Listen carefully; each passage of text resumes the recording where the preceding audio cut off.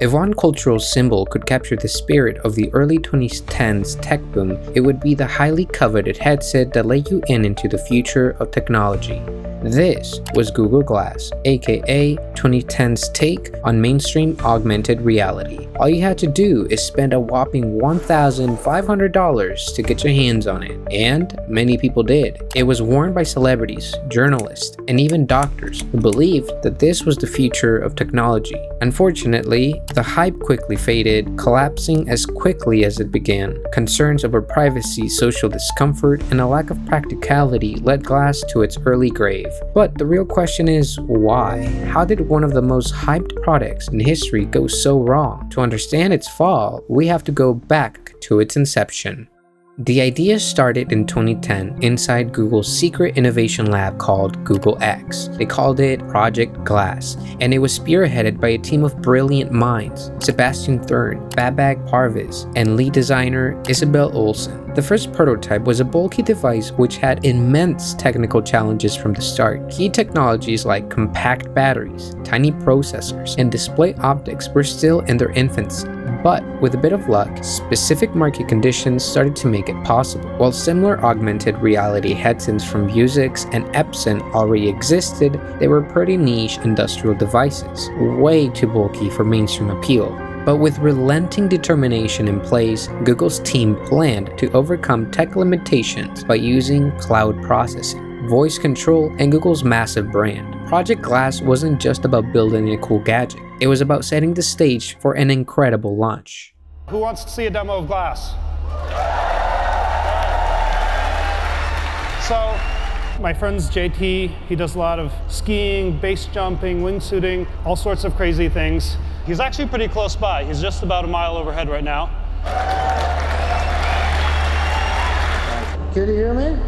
Yeah. Hey, we're just down here in Moscone. I got a few thousand people here. I was hoping to maybe get that unit I lent you down here, and I thought maybe you guys could show us a fun time on the way down.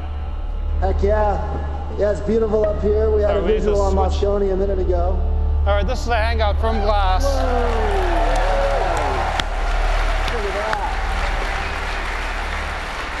Oh, yeah. Coming a little closer, and I think we'll be able to get you that device pretty quickly, actually. 4, 3, 2. I'm going to take a few pictures to record this for posterity, and they're off.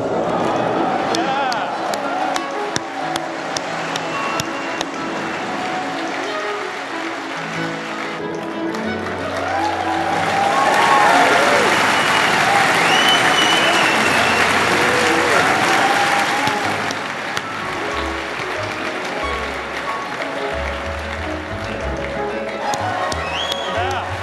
All right.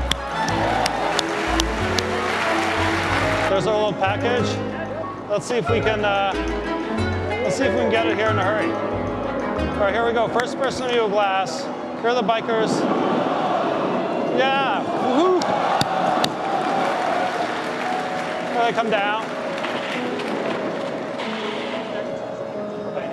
Have fun. It's pretty high up there if you haven't been up there before. Don't try this at home, kids. These are trained professionals. All right, now we gotta get down there. And yeah, I'm really looking forward to this. All right. Don't run anybody over. Oh.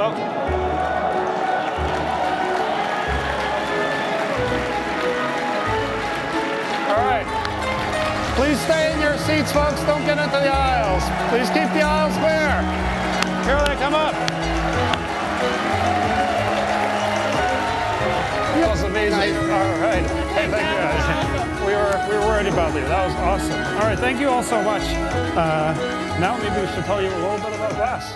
With a spectacular stunt like that, the media obviously went into a frenzy. It was one of the coolest technologies that had ever come out. It sparked visions about how our future would start to look like in 5 years. With such a good reception, in 2013, Google launched the exclusive Explorer program, an invite-only program where you could be one of the lucky few to get your hands on Glass. Not for free, of course. You just had to give them $1,500 for it.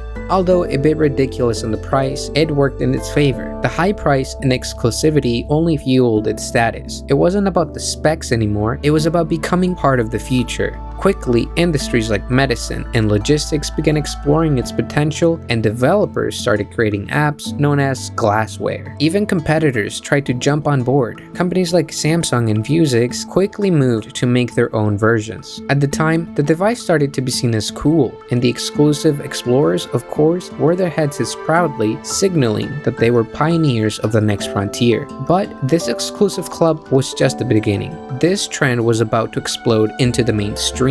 Between 2012 and 2014, adoption spread like wildfire as Google Glass achieved global awareness. It was seen on high-profile figures like Oprah and NBA players, who were all spotted wearing the device. The hype even infiltrated the exclusive world of high fashion. This further helped cement its status as the must-have device. While direct copycats struggled to gain traction, the buzz around Glass inspired others, with Microsoft beginning to work on what would later become the HoloLens. The most unexpected examples of the phenomenon came from various industries that saw incredible potential. Hospitals started testing it on live streaming surgeries. Police departments explored it as a smart body cam alternative, and warehouses started experimenting it as a hands-free logistic device. For a brief, shining moment, it seemed like nothing could capture the mainstream spotlight like Google Glass. But even at its highest point, a storm was brewing. And it all started with a single, powerful word. The word was glasshole. You see, public backlash started boiling over privacy fears which revolved around the built-in camera. People felt uneasy about possibly being recorded without them knowing. Soon, restaurants, bars, and movie theaters began banning the device. Wearers stopped being innovators and more like attention seekers. More importantly, critical flaws with the device became impossible to ignore. The battery life was a joke lasting only a few hours. The display was small and not very immersive. There weren't many good apps, and the $1,500 price tag was just too high. With its critical flaws and public opinion falling, the device was doomed. Google Glass wasn't just failing to meet expectations, it was becoming a PR disaster. By now, industry leaders started to claim new frontier of augmented/virtual reality. The Meta Quest and Microsoft HoloLens offered richer and more compelling experience. And even then, smartphones continued to reign supreme over headsets in general. They were portable, had longer batteries, and one didn't look socially awkward when using it. It was at this time that the end of Glass's reign was hinted at. It went from being a device of the future to being seen as pretentious and awkward. Its time was over, and Google knew it. After 3 short years, Google itself pulled the plug. In January 2015, they stopped selling the Consumer Explorer Edition for good. But even then, the story didn't end just yet. You see, Google tried to pivot and relaunch them into an Enterprise Edition where it was directed towards certain work sites that could use its hands-free capabilities. This version found a bit of success for several years until it too was officially discontinued in March 2023. Today, Google Glass is remembered for its cultural impact and unfulfilled promises of the future. It was a bold idea with bad timing and execution. People might look back at it with either ridicule or nostalgia,